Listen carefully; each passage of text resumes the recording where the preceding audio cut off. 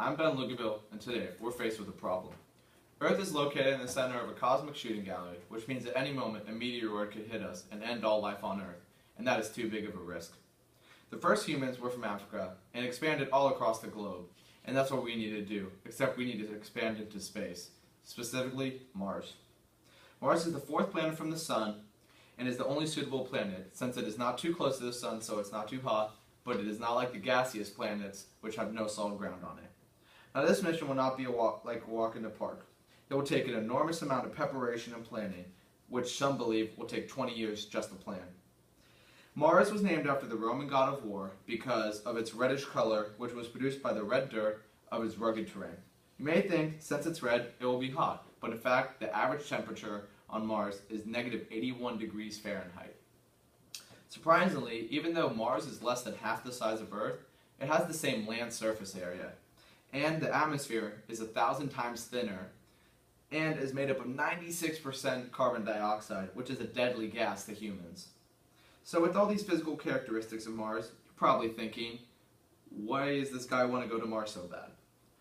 Well, with our use of science and technology, our survival on this planet can be achieved. NASA and the Mars Society are the leading organizations in this push. The Mars Society has already established a plan for how we can do this. The first mission is to send an Earth return vehicle, also known as an ERV, along with 4 members, 2 ace mechanics that will be able to fix anything, and 2 field scientists that will be able to research the Martian territory. The second launch will bring a crew habitat module, so which they can live and experiment. The 2 floors will have a top floor for living, which will be like the one on the right, and a bottom floor with a fully equipped laboratory. After repeating this process of bringing the modules over and over again, the first human settlement will begin on Mars, and it will look like something on the left. However, there are other theories on how we should settle Mars.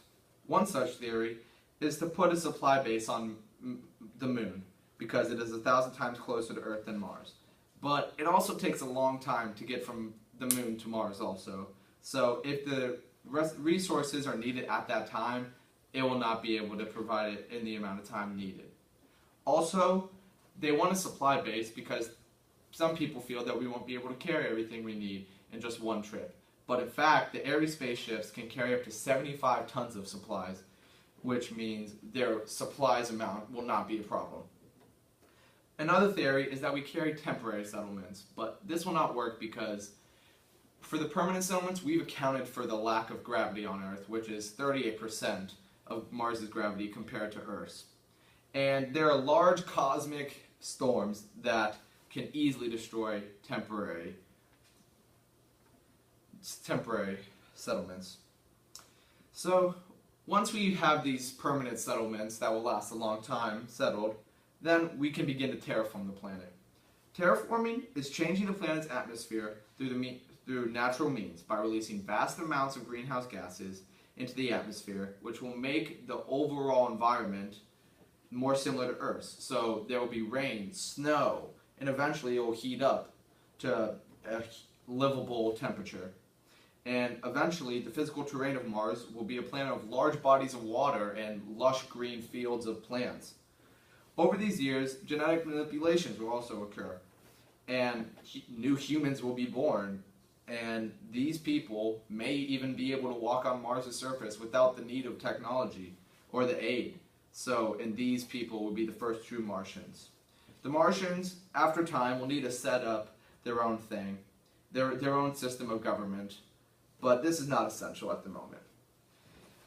But our initial survival will surely not occur if we don't use technology. Examples of technology we could use are a machine called Athlete, radar drills, MOXIE, an artificial leaf for producing oxygen, 3D printers, and the spacesuits. Athlete stands for All-Terrain Hex Limb Extraterrestrial Explorer and can eliminate some risks because it is an unmanned machine that can survey Mars' surface, carry up to 20 tons of cargo, and provide the crew members information before they take the journeys themselves to that area. Also, there are craters on Mars, which means water existed there once. And just a few months ago, Through NASA's use of the High-Resolution Imaging Science Experiment, also known as HiRISE, it has been proven that water still exists today on this planet. So water will not be an issue, and also that is due to the fact that if we can't find water on the surface, then we will use radar drills, which can gather water up to 1,000 feet below the surface. Also, Michael Hecht of MIT has created MOXIE, which sucks in the Martian air of CO2 and turns it into oxygen. And small artificial leaves will also do the same purpose, and they are only powered by water and light. This technology, by the artificial leaves, they're actually machines, but they use the same process as plants do. And 3D printing can provide us with instant tools, building structures, and makes food for us. But the most important technology will be the spacesuits, which have been built by David Newman of MIT, because it will provide us the needed pressure to keep our bodies intact, provide us with the necessary oxygen, and defend against cosmic rays, and also keep us warm.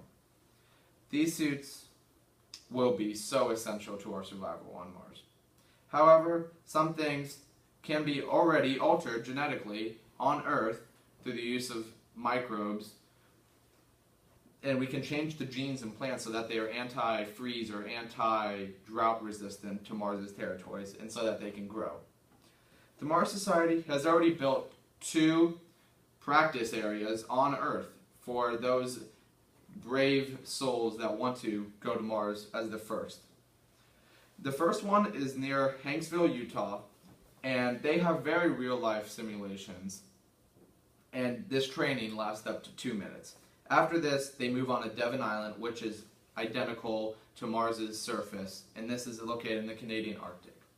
But the biggest advocate for space for Mars is Elon Musk, the billionaire founder of SpaceX. He believes that we can make it to Mars in just 9 years, and hopefully he's right. After conducting all this research, I believe we should create a permanent settlement on Mars, use our ample amounts of technology to survive, and once we understand the planet, begin to terraform it to make it the second Earth. Mars will be a big challenge, but no challenge has ever scared humanity away from it. So let's make an image like this become a reality. Thank you for your time, and see you on Mars soon.